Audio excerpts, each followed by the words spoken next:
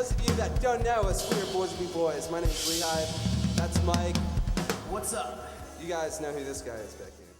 Hi, this is Dave Bayne. Welcome to another episode of The Front Row. I'm back again with my co-host, Amanda Mitchell, who you may recall wasn't with us last time.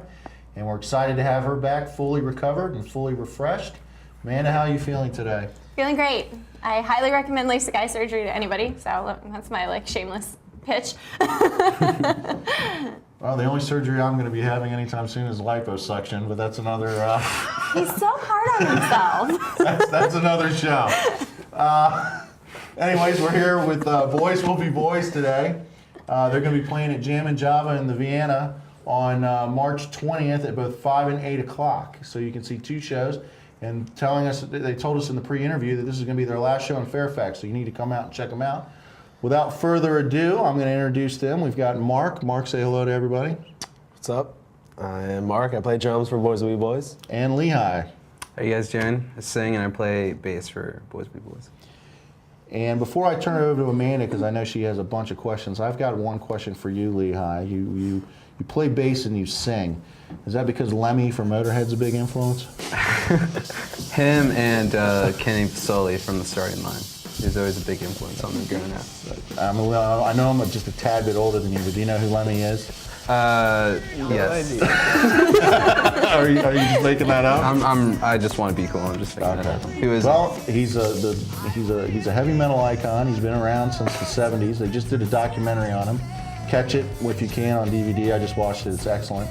But he plays bass and sings. And that's what made me think of you cool. and Lemmy. But anyways, that joke fell flat.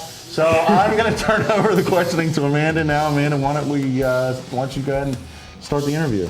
I'm really surprised you just said Starting Line. I have here in my notes, that was one of the bands that I followed when I was in high school. I loved those guys. They were great. Always rocked out to them in my car when I was on long drives. And who are some of your other inspirations? As far as music goes, Starting Line was pretty much the only band that I listened to. They're my all-time favorite. But Music X, other them, Blink-182, more in that pop mess. A little bit Fall Out Boy, ever? Not so much.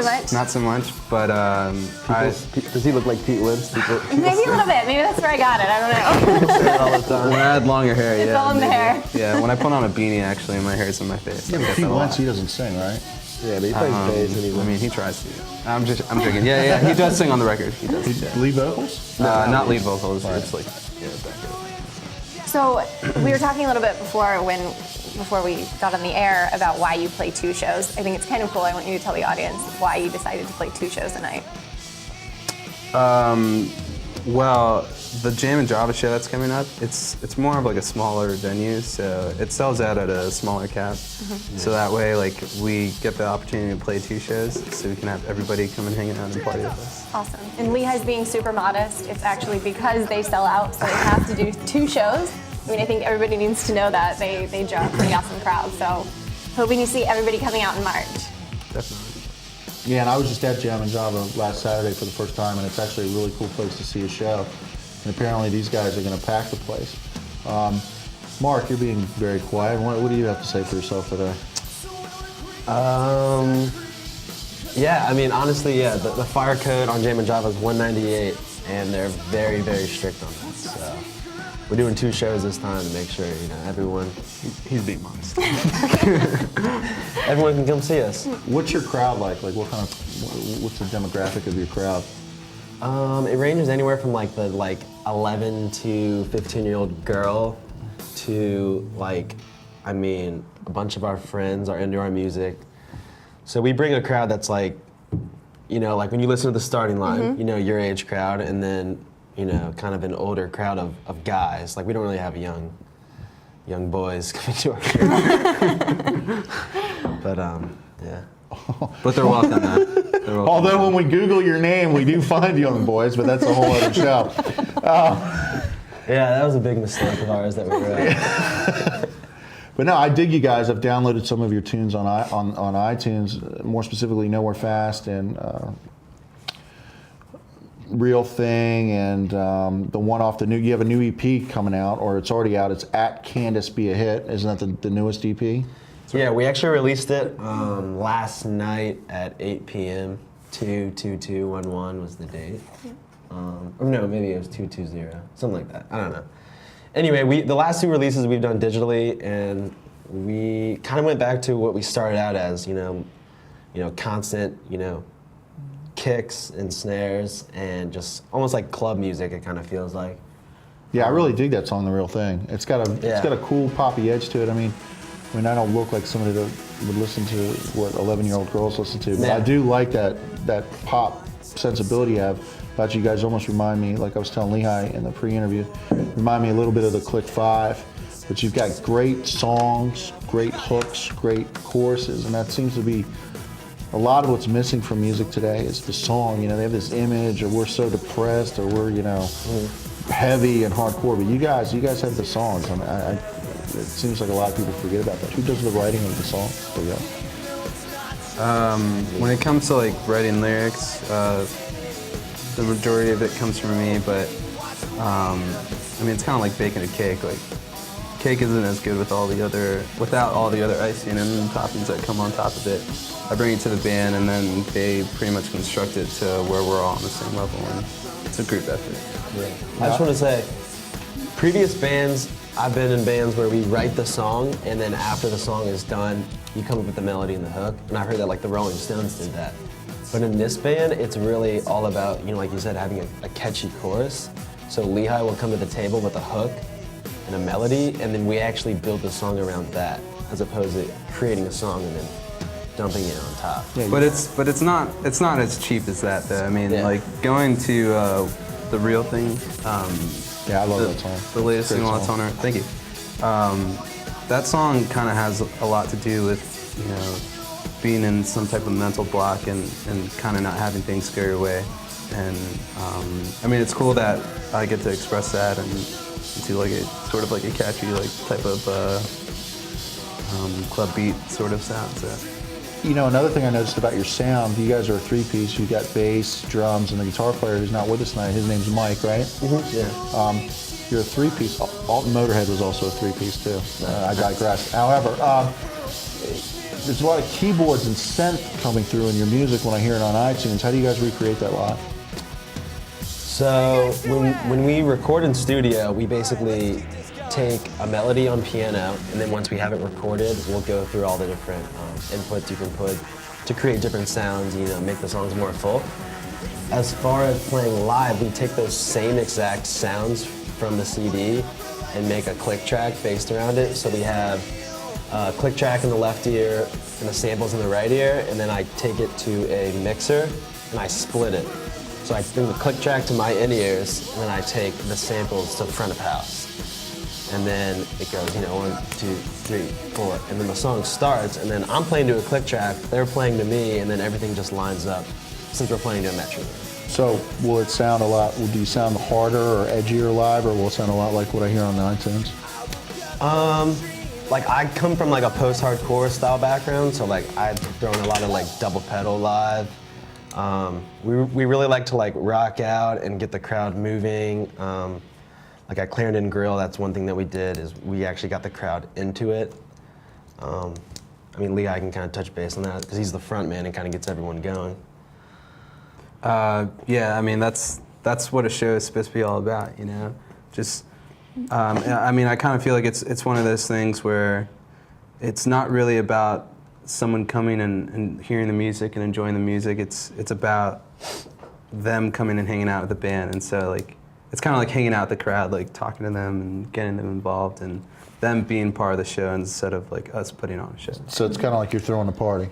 Pretty much. Yeah. I mean, like that's our goal. Like we'll hang out in the Red Room or we'll hang out like backstage, and we'll be like every single time we'll be like, let this be like the best show that we've ever played, and we'll just go out there and do our thing. I'm pumped to see you guys. I got one more question for you, and then I know Amanda's got a ton of questions. I'm going to turn it back over to her. Did you decide on the name Boys Will Be Boys because Girls Will Be Girls was taken? That's actually a funny story because... So I'm right? No, you're...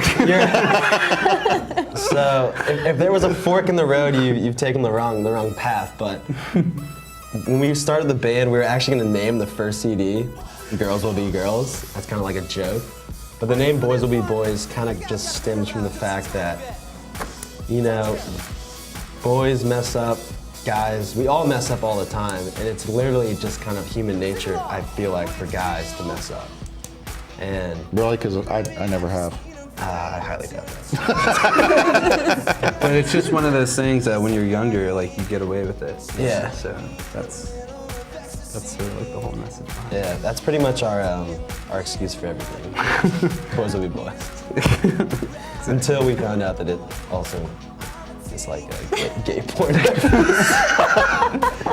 Yeah, volume 3, when you just, sorry, I mean, I'll get right to you, but I have to clarify this. If you Google Boys Will Be Boys, and we'll get to their websites in a minute, and you come up with volume 3, that's not an album by these guys. So, Amanda, take it away. However, they've gotten popular enough to override those hits, and they come up first now. So that's when they knew their name made it. So at Candace Be a Hit, who's Candace? Candace is a girl, and she actually has her own Twitter. So if you guys are on Twitter, you should definitely follow Candace Be a Hit. It's at Candace Be a Hit. So they're very tech savvy too. It's a little bit of a play on words. Is it actually pun. symbol at? Right. Yeah, so Candace Be a Hit, aka Can This Be a Hit? We found this girl from Northern Virginia, and we kind of created a marketing strategy based around it. And I mean, yeah, you should follow her. Check out what she has to say. She's a model, 19, Northern Virginia. Very cool. She's really wise though. She tweets a lot of cool stuff. Great. So follow at Candace on Twitter. Yeah. I still don't understand how Twitter works. I keep asking Amanda to show me how. She set up my account, and then she just left me out there. Dave, you do all right. I see some tweets here and there. Yeah. Got it? Oh, well, that's because you hooked it up with Facebook, and I write on the Facebook. Oh, the truth comes out. I still don't understand how to use my Twitter on my iPhone. And by the way, 3 of us here have iPhones, but one of us doesn't. Amanda? I'm still working with a BlackBerry, and these fine gentlemen told me a measure of a woman is what kind of phone she carries, and I think I need a new phone. Yeah. They weren't too But up she on doesn't know how to BlackBerry. tweet. We're accepting I know. donations, and all the proceeds will You go. Amanda's new cell phone fund? Anybody want to get in? No, but I was just looking at your website, and I saw that it was actually your last show coming up in Virginia. What's the future hold? The future for us entails that we're going to be moving out to LA in April. We're actually really excited about it just because, you know, we're all still young, but it's kind of that time for us to move out of our parents' house, you know? So what better place than, you know, awesome weather, beautiful girls. And then we change the name to Men Will Be Men. Now that you've moved out of parents' house. We thought about Boys to Men, but then we were like, already taken. Damn. So when's that happening? It's going to be a little after the show, so that's why it's really important for everyone to be at this March 20th show. It's definitely going to be special, and it's going to be a good time. I know you have a huge following around here, but do you already have kind of a following out there in LA, or do you have what's? Yeah, I mean, I would say like probably our biggest markets would be New York, Chicago, Ohio is a really big one as well for us, and then like California, LA. So. Well, you've hit all the major media markets. And then Ohio's a big Ohio, market? I'm so- sorry, I didn't mean to cut you off. Ohio. Why is Ohio a big market? It's weird. Like Ohio is like super, like hipsterville. Like you wouldn't expect it, but like the whole Cleveland and like Dayton area and stuff. Like every time we play shows in Ohio, there's like tons of kids that know about us that buy our merch. It's like it blows our minds away.